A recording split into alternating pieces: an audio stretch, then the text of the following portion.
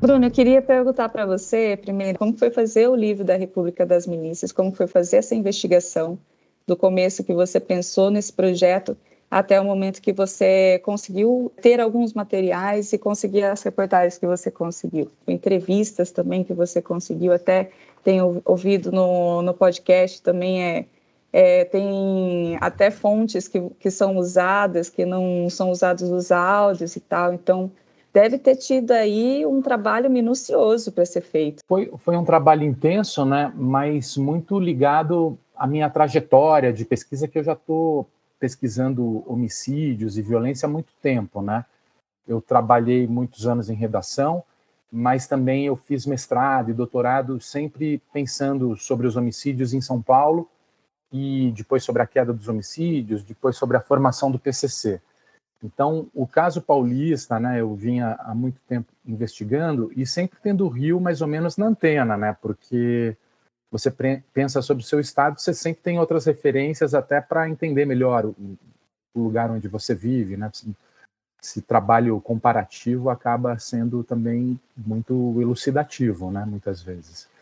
E aí, quando eu e a Camila, a gente tinha acabado de escrever o livro A Guerra, né, sobre a ascensão do PCC no Brasil, né, o momento que ele chega no atacado das drogas, passa a fornecer a partir das fronteiras da América do Sul, Paraguai, Colômbia, Bolívia, e passa a acessar outros estados. A gente escreveu esse livro, e quando a gente acabou de escrever esse livro, em 2018, houve a eleição do Bolsonaro, que pegou a mim de surpresa, muita gente de surpresa, e eu fui provocado pelo editor da Todavia, o Flávio Moura, a escrever um livro sobre a Marielle, porque o último capítulo do livro do PCC, a gente fala sobre a Marielle, a gente finaliza o livro, porque a gente estava impactado com a morte da Marielle, que tinha sido em março, a gente estava no fechamento e fez um epílogo falando a respeito disso, né?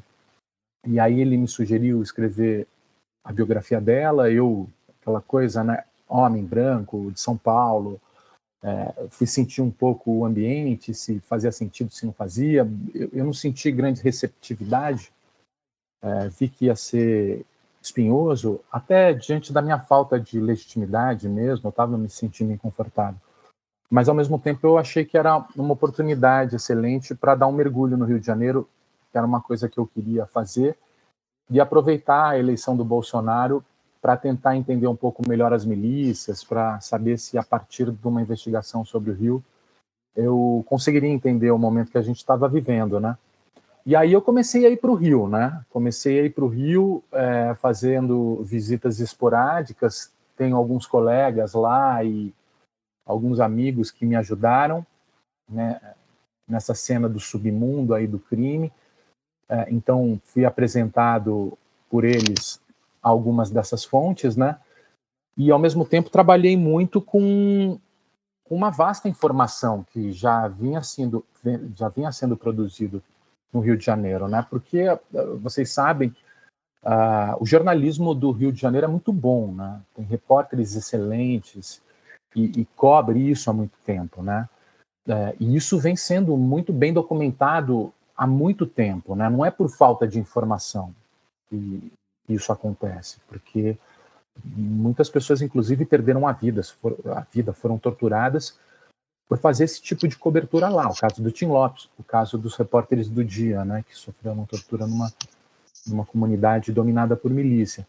Então, eu fui atrás desses personagens, fui atrás de conversar com todo mundo e tal, mas eu sempre tinha muito a ideia de que a minha matéria e o meu livro, né, que, enfim, um livro é um material de mais fôlego, né, diferente das reportagens diárias, tinha justamente esse desafio de criar um arco narrativo que ajudasse a entender a história do Rio de Janeiro, né? Então, de alguma forma, ajudasse a juntar as peças do quebra-cabeça, que eram muitas e pareciam um pouco soltas, né? Então, o meu objetivo era, sobretudo, juntar esses entrevistados, né? Esse trabalho de campo, mas também observar esse material, voltar a ler sobre o Rio de Janeiro para tentar construir esse arco narrativo e conseguisse, de alguma maneira, dar sentido para essa história, né? Uma história que tivesse um começo, meio e fim, e as pessoas pudessem ler e falar, entendi um pouco melhor como é que isso se formou.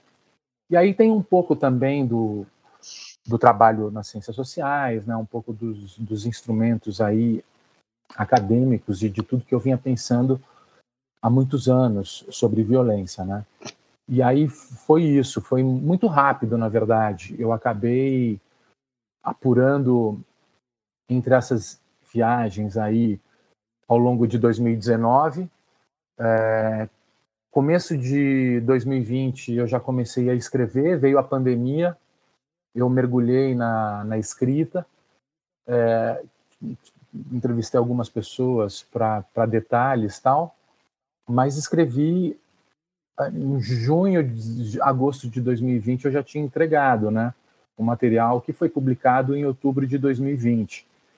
Então, a apuração mesmo foi muito rápida, assim, muito intensa. E eu dei sorte, né, porque às vezes a gente fica um ano e a coisa não vem, né? Vocês são repórteres, vocês sabem que a gente corre esse risco. Às vezes você vai a campo, não vem o que você quer e é muito difícil, nem sempre é possível. Mas eu também contei com a sorte, né? Tive a possibilidade de conversar com umas pessoas muito representativas desse universo e aí ajudou. E aí o livro saiu.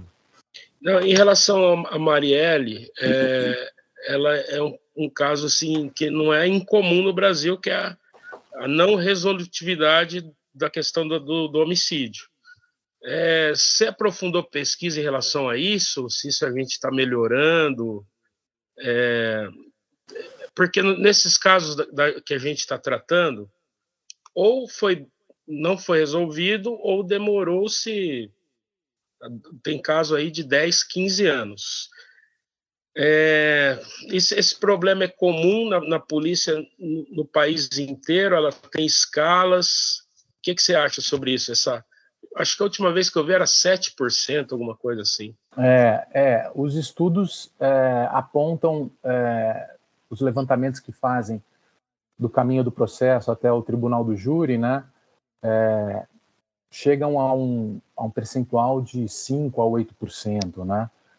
Dependendo dos estados, e dificilmente passa disso, né? Então, é um problema crônico, né, da nossa polícia, e principalmente nos casos de que envolvem jovens, pobres, moradores de favela, né? Eu acompanhei bastante um caso aí no município de Cambé, que em 2000 e no começo dos anos 2000 se tornou um dos municípios mais violentos do Brasil também. E esses casos são de difíceis resolução, né? Porque muitas vezes a pessoa é executada por alguma rixa prévia, né? Nesses contextos urbanos. Muitas vezes são conflitos territoriais nos bairros, né? Ciclos de vingança, um grupo matando o outro, daí um vai se vingar do outro e iniciam-se ciclos que duram anos, envolvendo a molecada, muitas vezes envolvida no crime, né? Matam à noite, sem testemunha, às vezes quando tem testemunha ninguém tem coragem de testemunhar, né? Porque corre ameaça de vida. E ao mesmo tempo a própria polícia tem muito pouco interesse em resolver, né? A gente sabe que eles são muito seletivos para alguns casos, né? E aí sim concentra todo o interesse quando tem uma repercussão na imprensa, e aí todos os mecanismos possíveis são usados. Mas o grosso dos homicídios são meio que relegados a um segundo plano, né? Essa é uma falha muito grave do nosso modelo de segurança pública, que aposta muito no patrulhamento ostensivo das polícias militares, nos bairros vistos como perigosos. É mais ou menos essa a ideia do modelo, né? Você, de alguma forma, protege o centro urbano, classe média, tal, dos bairros pobres, pelo policiamento ostensivo, prisão em flagrante, basicamente, né? E se investiga muito pouco o funcionamento da indústria do crime e as coisas que estão por trás. Então, quem recebe, quem paga, quem compra, quem é o grande cabeça, quem é o fornecedor. Esse tipo de investigação se sabe muito pouca porque as polícias civis são muito frágeis. Isso reflete também nos homicídios, né? Sim, embora nesse caso que a gente está falando, tem até, por exemplo, a Fernanda, que é um dos casos, ela é uma menina da elite. Uhum. Mas tem também esse componente de minorias também. Você acha que tem isso também? Por ser mulher, por ter sido o autor ter vindo da elite, tem essas nuances também que fazem com que tenha essa baixa resolutividade dos crimes? Eu não sei, foi um crime que deu muita repercussão na imprensa? Muita repercussão, todos eles, muita. Eu acho que nesses casos a polícia se movimenta. Agora, aí passa pela dificuldade técnica também, né? Pela própria falta de prática de fazer as investigações. Então, se começa desde a preservação da cena do crime, né? Então, quando você não tem o hábito de fazer isso e precisa correr atrás do prejuízo, aí a coisa fica complicada. Você percebe que a repercussão aconteceu depois, só que aí, aquelas 48 horas depois do acontecimento do homicídio já se passaram. E uma das máximas aí das polícias e das delegacias de homicídio é que esse momento inicial é fundamental, né, para você descobrir algo. Mas quando você tem uma polícia pouco habituada a prestar contas, né, e a resolver, deixa passar muitas oportunidades aí, né? E você acha que a gente não está avançando nada, Bruno? Você vê algum avanço em algum ponto na questão da investigação, da inteligência policial? Eu acho que está avançando, sim. Está avançando lentamente, né? Está avançando lentamente. Mas já tem alguns bancos de DNA, por exemplo. A própria comunicação, de alguma forma, facilita isso, e o uso das câmeras, né? Muito das investigações hoje estão baseadas nas câmeras de rua, né? De alguma forma facilita muito a vida da polícia, e nas antenas de celular, né? Que permitem, de alguma forma, localizar o suspeito do crime, né? Isso tem facilitado, de alguma forma, a vida das polícias, né? Mas não é um CSI, né? Como a gente vê nos filmes, sim, né? Todo aquele trabalho da perícia material e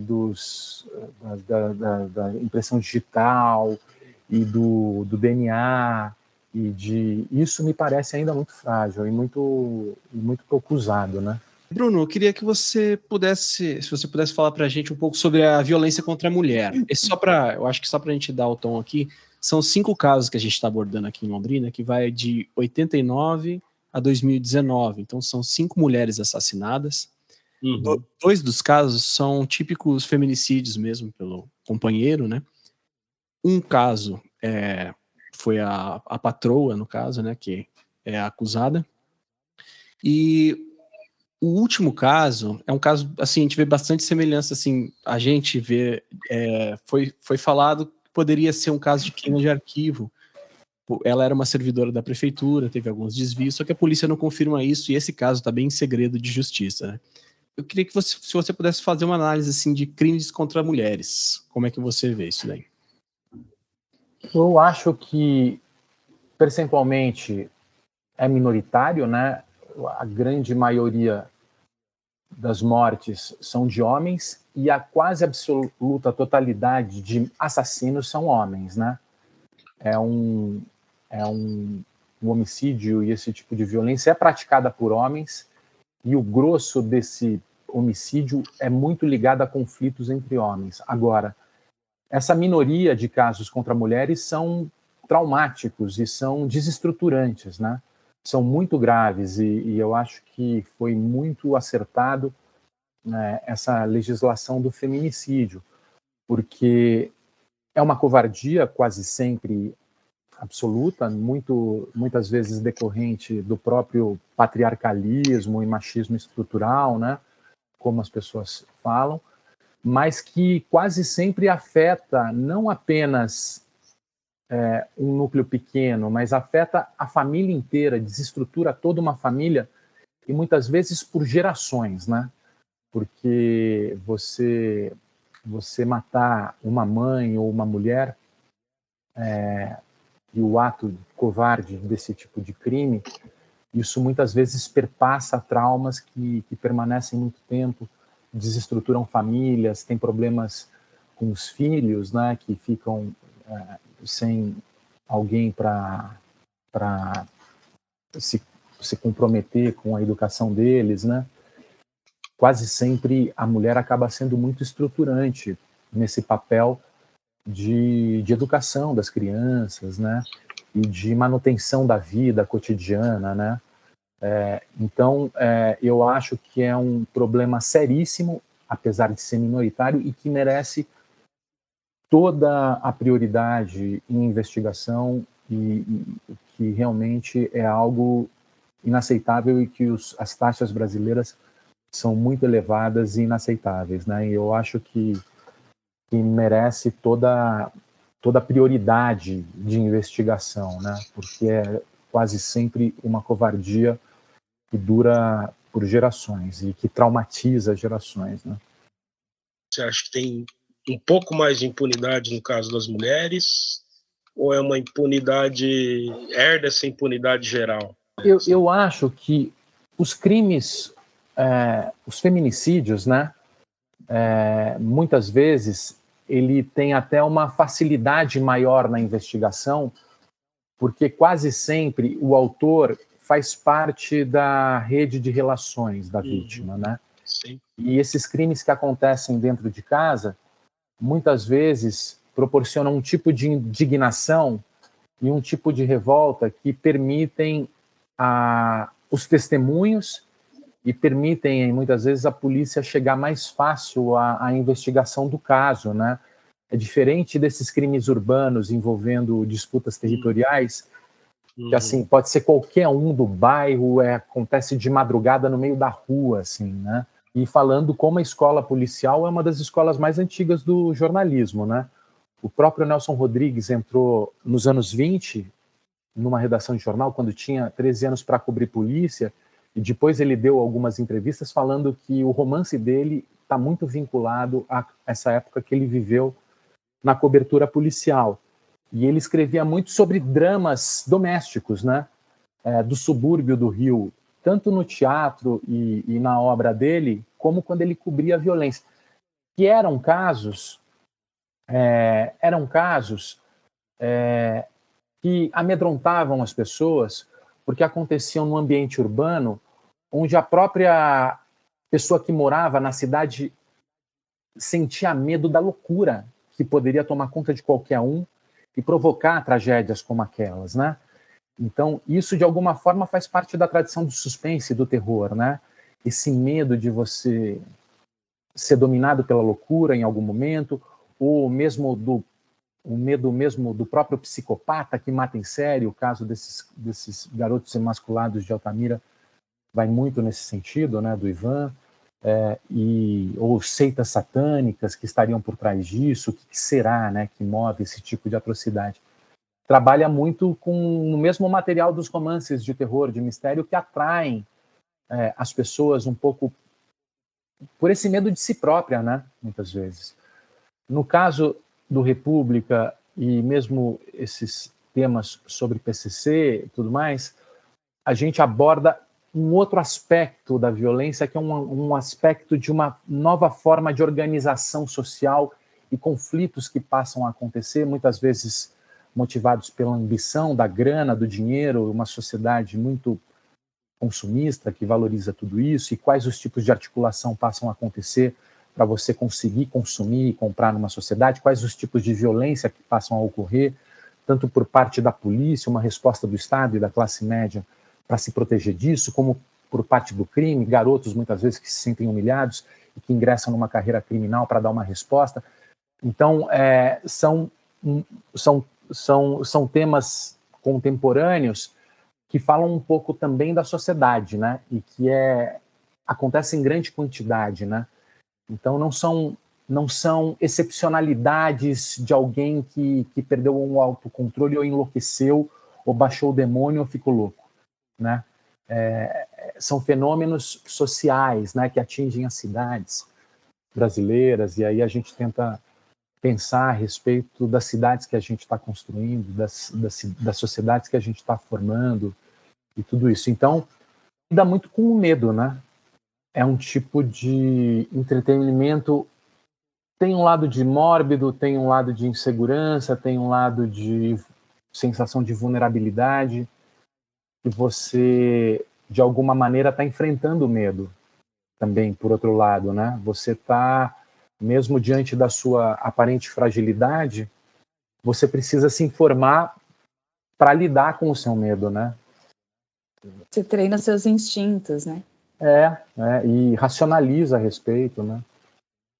E Bruno, conta pra gente um pouquinho sobre o seu livro mesmo, assim, como que foi a repercussão dele depois que você lançou. Ele foi um grande sucesso e logo em seguida também já foi roteirizado para podcast.